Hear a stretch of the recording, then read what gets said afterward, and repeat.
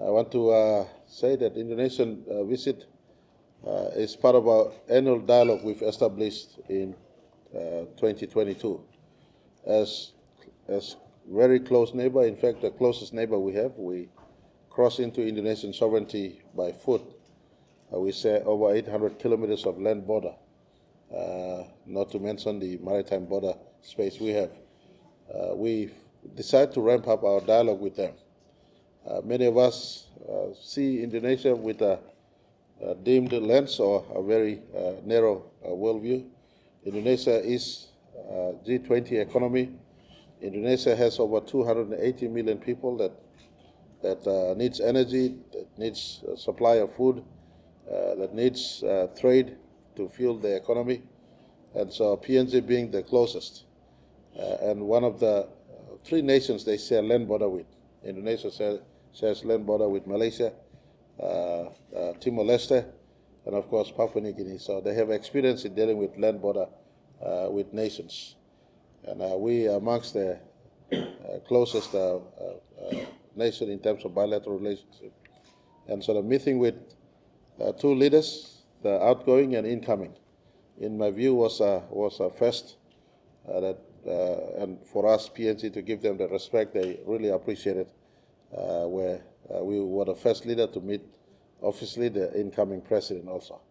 And I want to announce that the level of relationship we have with Indonesia is now elevated to the highest.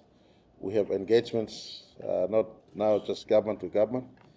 Previously, as it was in long past or deep past, in the hindsight, we were just operating at the government to government level.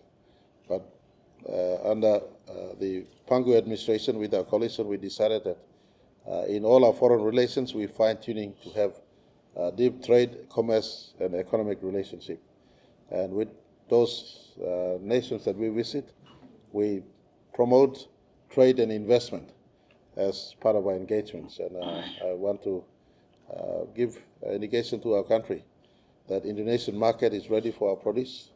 Likewise, Indonesian businesses have offered to come in for a shared partnership with us in business. They're going heavy in downstream. They've advised us to pick up their business model.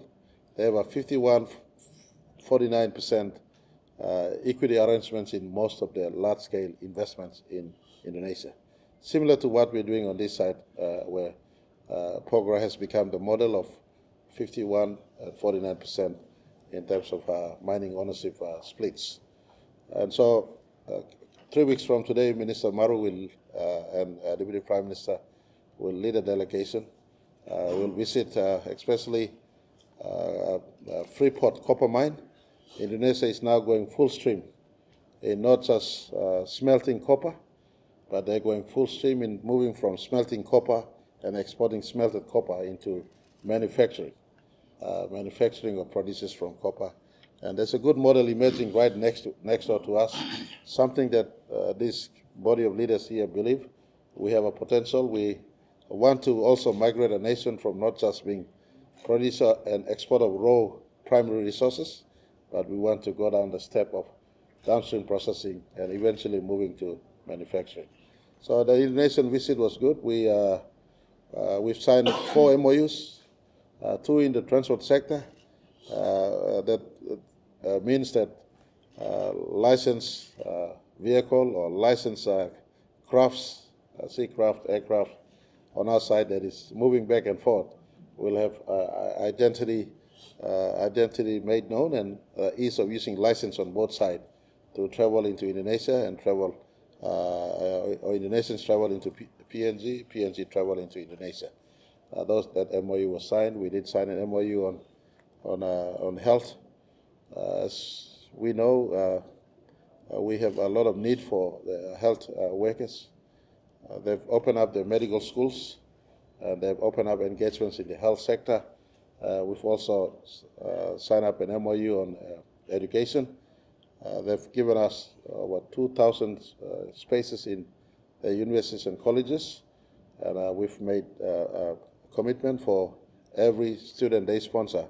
PNG government would also sponsor a student to study in the various range of learning facilities and faculties that are out there in Indonesia, from basic primary industry, SME level to tertiary level education that they provide in Indonesia.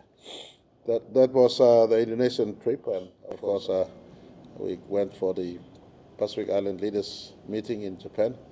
The 10th Leaders meeting was successfully completed yesterday at 2 o'clock. This PAM meetings has been going on since 1997. And the intention, or it's a forum where Pacific Island leaders come together and meet with Japanese leadership. I must indicate that the entire leadership in Pacific attended in person. Australia was represented by Foreign Minister Penny Wong. New Zealand was represented by Deputy Prime Minister and Foreign Minister, the Honourable Winston Peter, and the rest of the Pacific Island were represented by head of government or head of state. And it was a meeting that dwelled on not just climate change. Most small island states put forth the climate change issue and the protection of ocean, the rights. Papua New Guinea's contribution to the discussion, as usual, has always been on matters of trade, commerce. We point out that the entire Pacific Ocean is a huge space. Over 20% of Earth's space is the ocean that is called Pacific. And whilst our nation may be small in actual terrestrial space, but they are big ocean states. Their sovereign territorial space is big. Inside this ocean space, and when you combine all of them put together, you can find substantial marine resources, especially fisheries and food resources in a planet that will be facing food security issues going forward into the future. So conversation from PNG context revolved around how can Japan as a partner nation partner the small island nations more so in ensuring that their resources are harvested properly, with empowerment back to the countries concerned as owners of whether it's tuna. And you all know that tuna, we have 60% of world's tuna supplied caught from the Pacific waters. So PNG's contribution is very strong in that context, that resources caught from our waters must be value added, and the value added must translate back to empowering the Pacific Island nations, including Papua New Guinea, in the economic well-being. And Papua New Guinea also proposed that, and give compliment to the work Minister Wong has been doing, and Minister Marape has been doing in promoting two of our key areas in the first instance, the Madang Maritime Park, as well as the East New Britain initiative that Minister Wong has initiated because of the Rabaul port that we've opened up. We've indicated to our small Pacific Island states, especially Micronesian nations, that we have land available to be designated to give to you. We can work this space out in the next few years as we develop Madang and Rabaul. We could have special enclaves that is designated as your specific land, and you could bring all your cats into the country. On our own, we'll be progressing a national fisheries fish domestication policy. That means all fish caught in our waters must come back to be processed in our own country and not be exported as they are to grow economies elsewhere. So those conversations that were made in Japan, Japan being one of a nation that has a heavy concentration of intake of fisheries producers.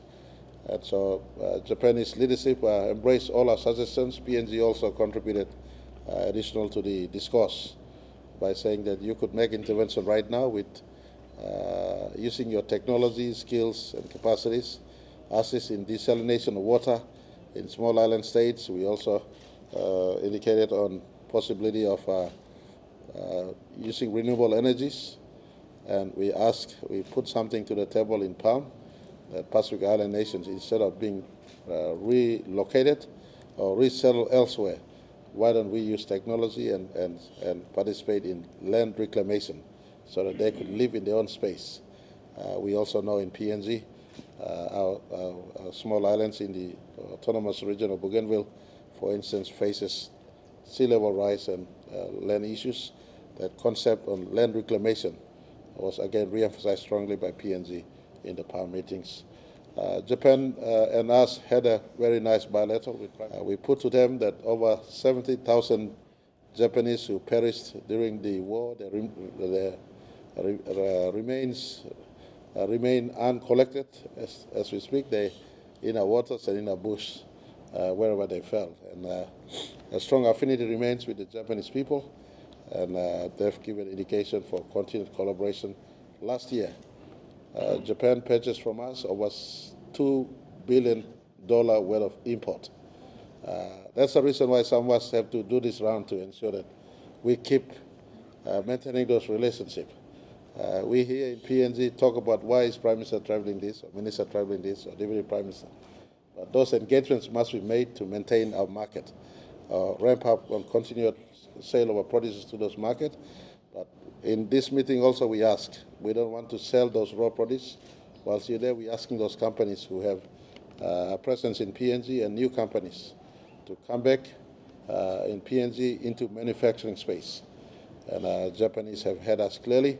In that meeting also we did indicate we're moving down away from seeking aid and grant anymore. For PNG now it must be about trade. We're ramping up in our own trade. In this decade, we want to go out of borrowing money and starting to live on our own. And so at that level, Japan had us very clearly, both at our own individual bilateral meeting as well as in our combined meeting. So I am happy with the two engagements. All in all, two big markets for us. Indonesian market is big market, and Japanese market is big market for our produces as well as for us to source in capacities and source in business partners for businesses in our country. So a good visit all in all. Two nations are ready to continue and work with us, and I am happy to report to the country that it was worth a trip to these two countries. The market remains ever open, the leadership remains close with us, and our people there are ready for continued friendship. We did make commitment for Air New Guinea to relook at certain international flights, especially to Palau and to Japan, and for us to reopen our flight to Japan. It's something that Air New Guinea will do a study to ensure there's enough travelers to sustain that flight route, and something that we agreed upon.